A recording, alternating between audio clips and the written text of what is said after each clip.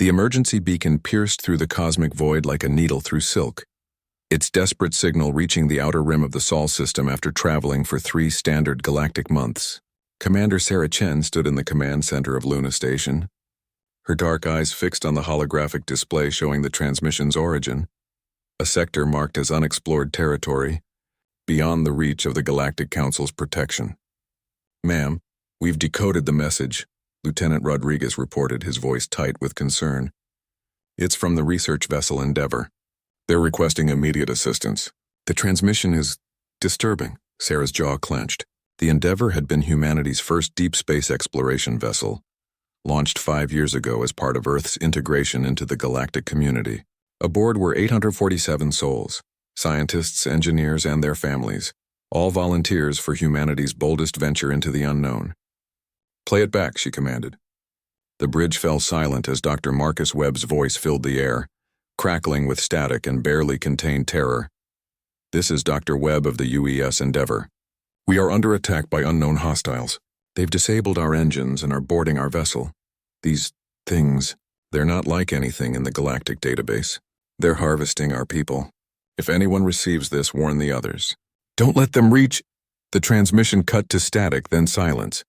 Sarah's hands balled into fists. Around her, the bridge crew exchanged grim looks. They all knew what this meant. Humanity had encountered something the galaxy had never seen before, and their people were dying. "Get me Admiral Hayes on Earth, Priority 1, Sarah ordered, "and send word to every human colony, outpost, and vessel in known space. Full mobilization protocol."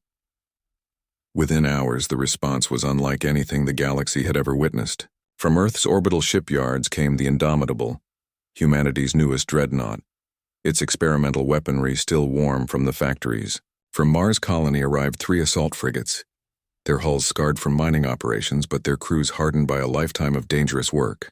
The asteroid belt contributed its entire mining fleet, converted into improvised warships with fusion cutters and industrial-grade shields.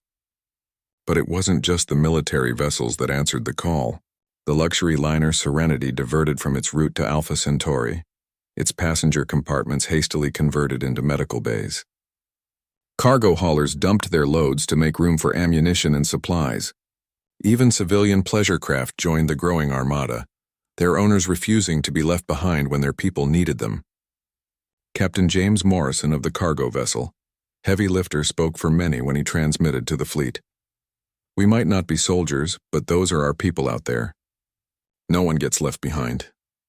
The galactic community watched in stunned silence as humanity assembled what would later be called the Terran Armada, not a coordinated military force, but a spontaneous gathering of every human vessel within reach.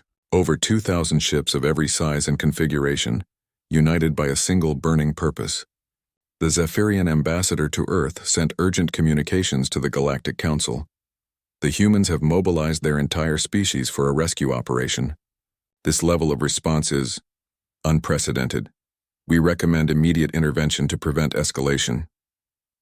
But the Council hesitated.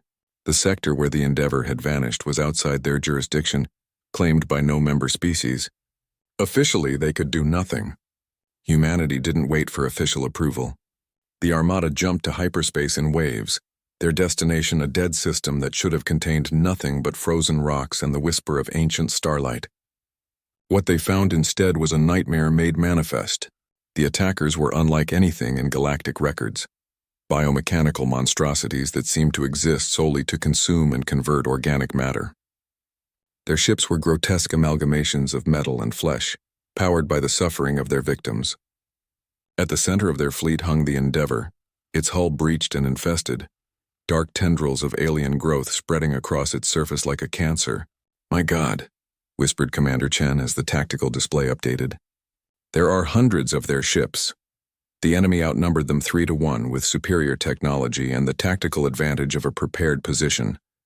Any rational military commander would have called for reinforcements, developed a strategic plan, waited for better odds. Humanity attacked immediately.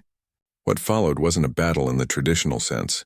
It was an eruption of pure, focused rage. The human fleet struck like a hammer blow, their disparate vessels somehow moving in perfect coordination, despite having no unified command structure. Mining ships used their fusion cutters to slice through enemy hulls while cargo haulers rammed boarding pods directly into hostile vessels. The luxury liner Serenity flew directly through enemy formations, its shields overloaded but its medical teams already preparing for the wounded they would soon receive. The aliens had expected surrender or retreat when faced with superior numbers. Instead, they encountered something the galaxy had never seen, a species that became more dangerous when protecting their own.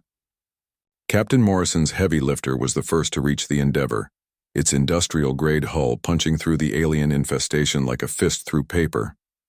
What his crew found inside would haunt their dreams forever, but they found survivors. 312 souls, barely alive but alive nonetheless, hidden in sealed compartments throughout the ship. The rescue operation lasted 18 hours. When it ended, the alien fleet was nothing but drifting debris, and the Endeavor's survivors were aboard human vessels, receiving medical care and psychological support from crews who had crossed half the galaxy to bring them home.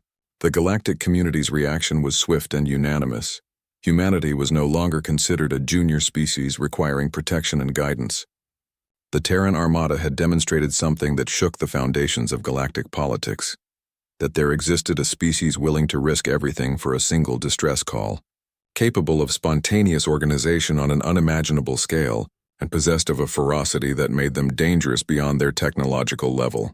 3 months later, as Commander Chen stood on the observation deck of Luna Station watching the returning fleet, she received a priority transmission from the Galactic Council.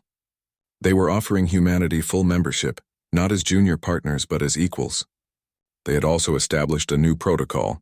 Any distress call from a human vessel would be treated as a Class 1 emergency, with immediate response guaranteed. Chen smiled grimly as she archived the message.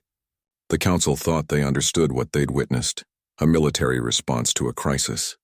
They didn't realize they'd seen something far more fundamental. The moment when humanity announced to the universe that no one of theirs would ever face the darkness alone, the distress call had indeed unleashed Earth's full strength. Not its weapons or ships or technology, but something far more powerful. The absolute, unshakable conviction that every human life mattered enough to risk everything to save it. In the depths of space, that conviction echoed like a promise and a warning. Humanity had arrived and they would never abandon their own.